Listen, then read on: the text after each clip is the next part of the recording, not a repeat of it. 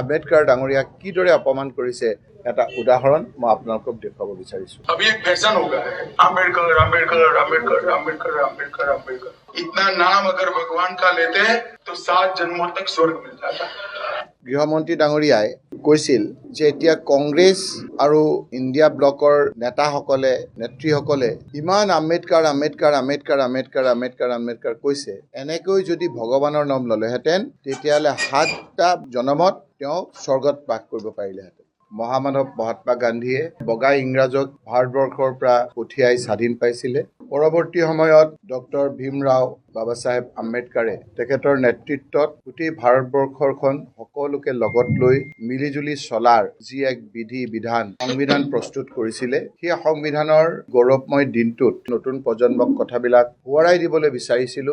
ৰাহুল গান্ধী ডাঙৰীয়া, মাল্লিকাৰ্জুন খাৰ্গে ডাঙৰীয়া কংগ্ৰেছৰ সভাপতি, ৰাজ্যসভাৰ নেতাই যেতিয়া বাৰম্বাৰ অনুৰোধ কৰিছিল, লিখিতভাৱে জনাইছিল, বিজেপি চৰকাৰে সংবিধানৰ বিষয়ে আলোচনা কৰিবলৈ অমান্তি হৈছিল। কিন্তু লোকসভাত আমাৰ এতিয়া শক্তি বহুত, আমাৰ শক্তিৰ লগত বিজেপি NDA তিষ্ঠিব পৰা নাই আৰু সেইকাৰণে আমাৰ প্ৰচেষ্টাত বিজেপি চৰকাৰে সংবিধানৰ বিষয়ে আলোচনা কৰিবলৈ শেষত মান্তি হ'ল। অতি দুখৰ কথা যে সংবিধানৰ বিষয়ে আলোচনা কৰাৰ সময়ত ভাৰতবৰ্ষৰ গৃহমন্ত্ৰী অমিত শ্বাহ ডাঙৰীয়াই বাবা চাহেব আম্বেদকাৰ ডাঙৰীয়াক যি তুচ্ছ তাচ্ছিল্য কৰিলে, সেই কথাবিলাক আমাৰ উঠি অহা চামৰ বাবে অতি হতাশজনক, নিৰাশাজনক। আৰু সেই কংগ্ৰেছ দলে আমি দাবী কৰিছো যে বাবা চাহেব আম্বেদকাৰক যি তুচ্ছ তাচ্ছিল্য কৰিলে, অমিত শ্বাহ ডাঙৰীয়াই ৰাজহুৱাভাৱে ক্ষমা বিচাৰিব লাগে আৰু ইমিডিয়েটলি তেওঁ গৃহমন্ত্ৰীৰ পৰা পদত্যাগ কৰিব লাগে আৰু অতি সোনকালে তেখেতে ৰাইজৰ ওচৰত ক্ষমা খুজি আমাৰ সংবিধান ৰচক, আমাৰ সকলোৰে শ্ৰদ্ধাৰ ভীমৰাও আম্বেদকাৰ ডাঙৰীয়াৰ প্ৰতি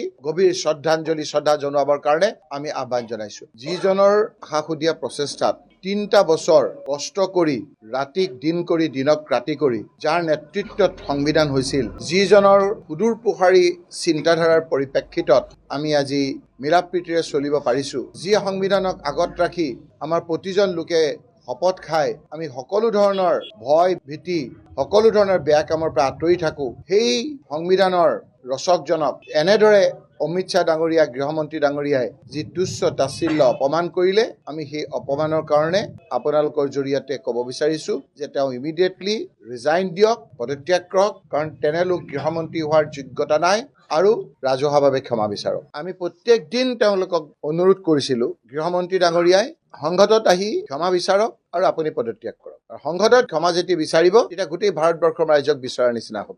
এই আম্বেদকাৰ ডাঙৰীয়াই যদি সংবিধানখন ৰচনা কৰি ভাৰতবৰ্ষৰ সকলো লোকক একেলগে আগবঢ়াই নিলিলেহেঁতেন, স্বাধীনতাৰ পিছত যিদৰে ভাৰতবৰ্ষ আছিলে, আজি ভাৰতবৰ্ষ অন্যতম এখন শীৰ্ষস্থানীয় দেশলৈ আমি উন্নীত হ'ব নোৱাৰিলোহেঁতেন। বগা ইংৰাজ ভাৰতবৰ্ষ এৰাৰ সময়ত এনে এটা ভগ্নপ্ৰায় অৰ্থনৈতিক অৱস্থা আছিল যে আমাৰ দেশখনত বেজী এটা তৈয়াৰ কৰিব পৰা নাছিল। এই সংবিধানৰ ওপৰত বিশ্বাস ৰাখি কংগ্ৰেছৰ নেতৃত্বত চৰকাৰ হোৱাৰ পাছত আমাৰ ভাৰতবৰ্ষই আজি উৰাজাহাজ তৈয়াৰ কৰাৰ কথা চিন্তা কৰিছে, উৰাজাহাজ তৈয়াৰ কৰিছে। আম্বেদকাৰ ডাঙৰীয়াই কৈছিল যে সমাজৰ সকলো শ্ৰেণীৰ ৰাইজৰ যদি উন্নতি নহয়, তেতিয়াহ'লে ভাৰতবৰ্ষ উন্নতি বুলি আমি ক'ব নিবিচাৰো। যিটো বিজেপি দলে সদায় বিৰোধিতা কৰি আহিছে, সমমৰ্যাদা সমবিকাশ।